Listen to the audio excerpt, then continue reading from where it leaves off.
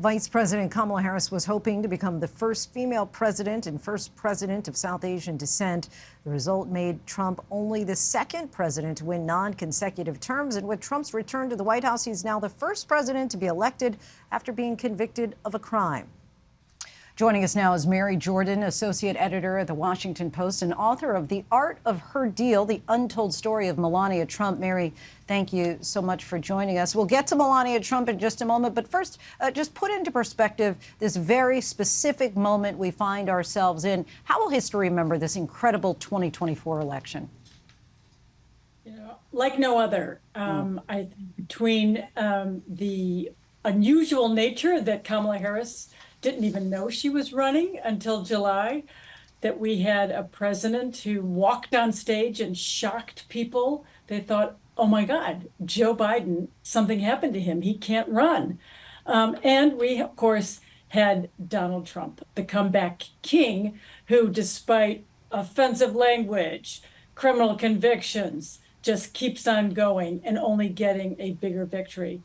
I think safe to say, judging from what everyone said today, either they were nauseous and upset or euphoric. No one's going to forget this one.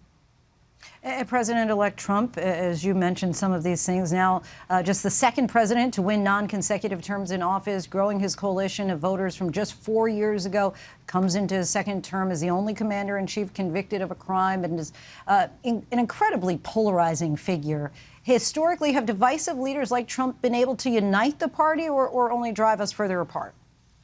You know, if he really can turn around after, all of the offensive words. I mean, he called Kamala Harris low IQ, and he has said he's going to do all kinds of things.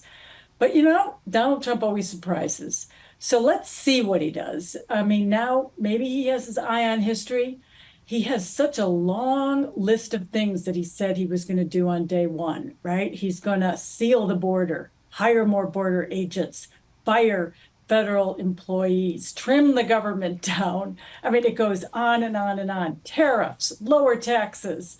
He's going to be pretty busy, but it's really the feeling in Washington now is that the moving vans are coming.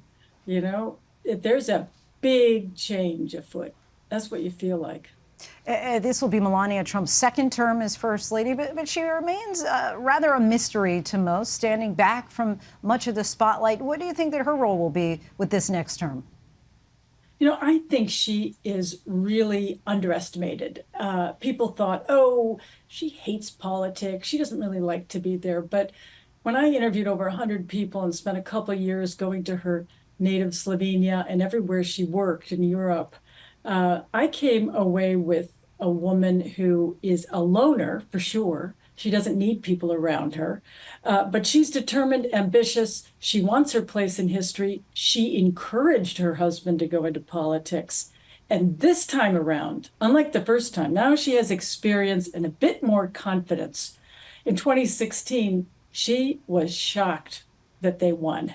She thought Hillary Clinton was going to win. And she kind of came in late and feuding with her daughter-in-law, Ivanka. I think this time you're going to see a more assertive and a more confident Melania Trump. Do you think she was surprised this time? No, not at all. Her son, who she's close to, enormously close to, Barron Trump, had been actually quite involved in a way in the campaign, hearing his dad telling him which podcasts younger people are listening to, what's the cool thing to go on. And Donald Trump actually listened to him and did do that and has actually credited Barron. So Melania and Barron, are more front and center this time. And I think that, going through all the criticism that they had, it's kind of a bunker Trump mentality where we won and we deserve this. And they're more of a team, even if she's going to still sneak away and be invisible sometimes. Mary Jordan, our thanks to you. Really appreciate your time tonight. Thank you.